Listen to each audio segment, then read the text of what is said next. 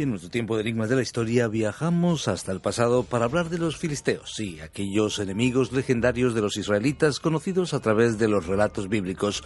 Pero ¿quiénes eran los filisteos? Algunas investigaciones recientes que incluyen la utilización del ADN y otros análisis determinan los orígenes de este pueblo enigmático, cuyo origen estaría posiblemente en las islas del mar Egeo y que se estableció en la costa de Canaán. Para hablar de los orígenes y de las curiosidades y enigmas en torno a los filisteos está con nosotros vía telefónica Shai Shemer. ¿Qué tal, Shai? ¿Cómo estás? Bien hallados, gracias. Hablamos de un pueblo del cual conocemos por los relatos bíblicos como uno de esos fuertes, férreos enemigos del pueblo israelita. Pero ¿qué sabemos del origen? Se ha descubierto un cementerio filisteo que quizás va a aportar información única sobre los orígenes de este pueblo enigmático que formaría parte de los denominados pueblos del mar. Pero ¿qué sabemos de los orígenes de los filisteos? Sabemos mucho y sabemos poco. Ya desde décadas anteriores, recuerdo personalmente, estuve en esos lugares in situ, en las excavaciones que se hacían. No obstante, además de los descubrimientos arqueológicos, existe lo que se llama documentos históricos que nos hablan de los filisteos de la época egipcia también. Tenemos documentos de Tel el Amarna. También tenemos allí una serie de elementos llamados principalmente, no los filisteos como peculiaridad, sino dentro de un conjunto también llamados pueblos de mar o pueblos del mar, que se van asentando en el este del Mediterráneo. Y en el este, cuando decimos el este, es porque según lo que hasta ahora se venía introduciendo en el conocimiento académico, es que provenían del mar Egeo. Y este mar Egeo, compuesto por una cantidad innumerable de islas e islotes que hoy en día están repartidos en forma no proporcional entre Grecia y Turquía, fueron ellos empujados también por invasores, y con esta cultura que traían como pueblos de mar, se asientan en la zona de la costa de lo que hoy conocemos Palestina e Israel.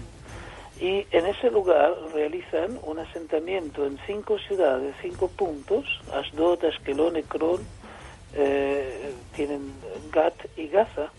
Esos 5 puntos, que hoy están divididos geográficamente y separados en jurisdicciones de Estado, pero antiguamente componían una pentápolis, y allí ellos se desarrollan introduciéndose dentro del territorio de la planicie costera hasta donde no estén en peligro o muy alejados de las costas, ya que su hábitat siempre tiene que ver con el mar. Lo interesante de estos invasores era que, considerados piratas también por los egipcios, y que varias veces intentaron entrar por el delta del Nilo porque vivían, según los documentos, de un nivel de saqueo y de un nivel de comercio también de esclavos, fueron realmente fundiéndose con la cultura cananea, y también fueron de alguna manera acabando con los vestigios de la cultura hitita.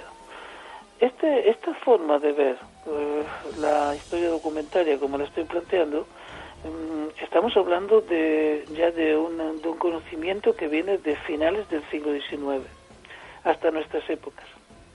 El problema se va a plantear principalmente que solo por comparaciones etimológicas y lingüísticas y el uso de la porcelana, se fue adquiriendo un concepto dentro de la comunidad de historiadores y arqueólogos de que provenían de una cultura más itálica de la que nosotros pensamos. Sin embargo, y es mi opinión rotunda y personal, pero también hay muchas personas del mundo académico que lo piensan, es muy arriesgado, y fue siempre muy arriesgado, utilizar ejemplos etimológicos y algún descubrimiento de porcelana para ya desvirtuar la historicidad de los relatos bíblicos. Y esto es muy interesante porque ahora se está volviendo nuevamente a reubicar a los filisteos en una época determinada, siglo XII, no hay duda, siglo XI, pero también los relatos bíblicos de Primera de Samuel, por ejemplo, que se le consideraban por los detractores de la Biblia como escritos más tardíos de la cultura greco-romana, es decir, que contaron historias del pasado, imposible tener estos conocimientos y detalles de historia del pasado tan ordenados como se están dando hoy en día. Con la Wikipedia es un poquito más fácil, pero como tenían tantos datos después de tantos siglos, nos vamos dando cuenta de que no podemos desvirtuar la Biblia, sino que en la Biblia existe una fuente innumerable de los filisteos. ¿Por qué? Porque los filisteos realmente están enfrentando al reinado de David, al reinado de Saúl. Lo enfrentan y están aún presentes hasta la invasión de los asirios en un reino dividido entre norte y sur, tribus de Israel al norte o las 10 tribus y 2 tribus al sur. Ellos están constantemente presionando y finalmente son detenidos y con la invasión de los asirios ellos ya se van diluyendo como cultura invasora. Los filisteos indudablemente son considerados por algunos historiadores, y esta teoría ya se va diluyendo, como una evolución o una simple variante de la cultura cananea. No obstante, la palabra misma filisteo, venida del hebreo o de una lengua semítica, tiene relación con la palabra pleshet, que es polesh, que es invasor. Lo tenemos el nombre desde la perspectiva de los que quedaron. Los que quedaron son los hebreos, que con su lenguaje describen al invasor. Lo que no sabemos es cómo ellos se llaman a sí mismos. Efectivamente, hay muchas cosas que nosotros todavía no sabemos, porque se han encontrado numerosas piezas cerámicas, como decías, y otros artefactos de los filisteos, pero muy pocas tumbas y restos óseos. Así que eso es importante a tener en cuenta. Como explica Lawrence Steiger de la Universidad de Harvard, el 99% de los capítulos y artículos escritos sobre las costumbres funerarias de los filisteos debería ser revisado o ignorado ahora que hemos hallado el primer y único cementerio filisteo fuera de las murallas de la ciudad de Tel Askelón, una de las 5 ciudades primarias de los filisteos. Y aquí hablamos, si te parece, de esta excavación que ya podemos hablar desde 1965, la expedición de Leon Levy en Ascalón, que ha realizado excavaciones arqueológicas en esta ciudad de Israel, situada al norte de la Franja de Gaza. ¿Qué aportes nos da esta expedición y estas excavaciones y descubrimientos? Aportes muy importantes, porque justo se puede hablar con justeza, en el año 1985, justamente la escuela de Levin es la que también en aquel tiempo, como estudiante en aquellas tierras, me llevó a mí sobre la expedición a un río que se llama Irón, donde también Levin estaba allí disertando sobre que esa expedición, un río Irón muy cerca a la costa de Tel Aviv, tenía vestigios de asentamientos filisteos, pero con cerámica que venía de Creta. Lo que no se había hallado hasta el momento era un cementerio, y entonces era muy difícil, por lo tanto era muy difícil establecer sus costumbres de vida a través de sus costumbres funerarias. Un concepto que en nuestro modus vivendi y nuestra forma de conversación no existe: conocer la vida a través de la muerte. Es decir, conocer la vida a través de los cementerios. Cuando se estudia arqueología en el Medio Oriente, se recorren los cementerios, y no solamente los arqueológicos, sino los más recientes, para conocer algo de la vida. Y en este descubrimiento de este cementerio, en la antigua Tel Askelón, porque ya del lado de Gaza es imposible prácticamente excavar, porque el concepto es diferente en cuanto a encontrar raíces que sean ajenas a la propia cultura que se está viviendo en el lugar. El cementerio está aportando, primeramente, además de el tema referido al ADN que bien has dicho, ya está aportando diferencias y está aportando también aciertos con respecto a que sus costumbres funerarias y su forma de tener el cuerpo y los elementos que acompañan al rito funerario ya se separan del rito cananeo. Por lo tanto, tenemos el derrumbe prácticamente final de que es una cultura que se va desvirtuando de la cananea, o avanzando, desarrollando, y que sí estamos hablando de un pueblo que viene de las afueras, y se vuelve a retomar el concepto pueblos de mar, que son los pueblos que están llegando como invasores. Lo que no se sabía hasta este momento es mucho de la vida de ellos por varias razones, y las razones es de que la destrucción masiva de las ciudades donde habitaban y las continuas contiendas no daban vestigios suficientes. El cementerio es realmente una de las formas de establecer en épocas antiguas quiénes estaban allí. Se diferencian en vida, no tenemos muchos vestigios, y se diferencian en muerte. Como los cementerios no eran profanados y eran lugares que se tenía mucho respeto y quedaban muchas veces aislados, allí sí podemos encontrar la definición. Estos 200 restos de esqueletos o 200 restos de cuerpo, hombres, mujeres y niños, como bien has hecho referencia, tienen vestigios claros de que en cuanto a las fosas, que eran individuales, en cuanto a los aromatizantes para que respire el que iba al más allá, todos estos elementos nos traen diferenciación. Ahora bien, el tema es ya no discutir ni hablar de los filisteos como diferenciados de Canaán, sino se va más lejos, sus orígenes. Sus orígenes no a través ya de la cerámica, por eso es importante el hallazgo, no a través ya de la documentaria y no a través de los documentos de los que se han defendido, sino de los victoriosos, sino que ahora quiere saberse a través del ADN sus orígenes territoriales, sus orígenes geográficos.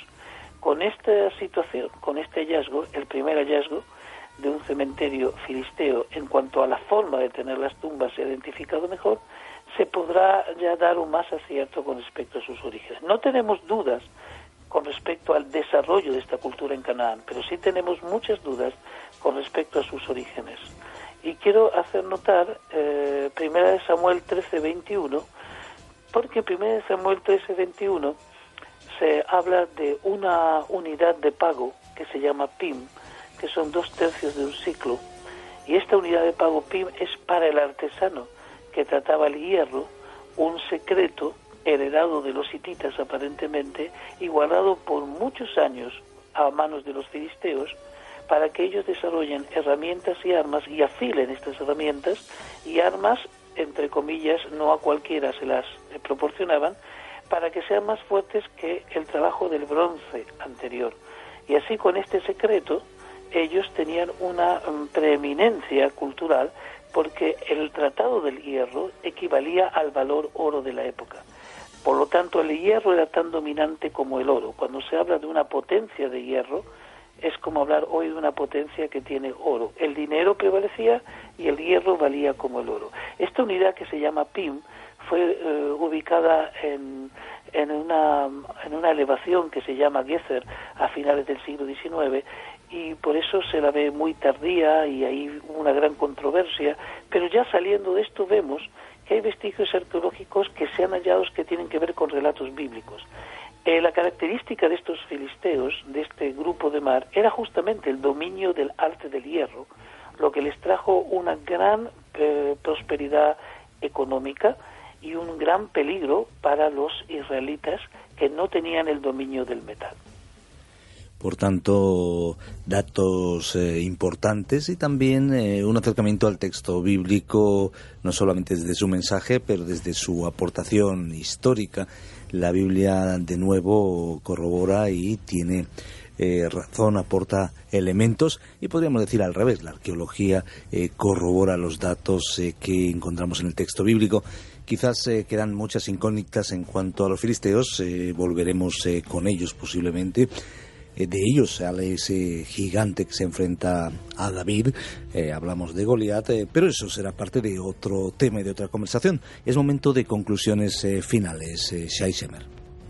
Las conclusiones finales, el vocablo filisteo trasciende a través de la cultura, Filistea pasa a la cultura greco-latina y finalmente en el 135 de nuestra era ya el emperador Adriano le coloca a aquella zona el nombre de Filistea, lo que trasciende hasta nuestros días como Palestina. La cultura nos ha dejado una cultura de enfrentamientos, no prosperó la invasión, no prosperó la lengua y no prosperó tampoco su religión pagana, pero sí es interesante, como dicen algunos, que de la perspectiva de los victoriosos que rechazaron la invasión se cuenta la historia. Los historiadores claramente quieren conocer el lado filisteo y hacia ello van. Cuando conozcamos el lado filisteo, conoceremos también, valga la redundancia, los motivos que le llevaron a ellos a acercarse a las costas de Canaán y conocer de esta manera cuál fue la realidad de aquella zona de donde provienen, y las guerras y todo este sistema de navegación. Creo que es muy interesante, pero más interesante, lo que también has dicho, y muy interesante, que ya la comunidad internacional de arqueólogos e historiadores comienzan, hace ya varias décadas, a, de alguna manera, derribar la premura con la que se trata a la Biblia en cuanto a desvirtuarla, y comienzan a acentuar. Hablamos de personas que no tienen vinculación religiosa, que la Biblia en muchos más aspectos de lo que se parece tiene razón. Muchas gracias.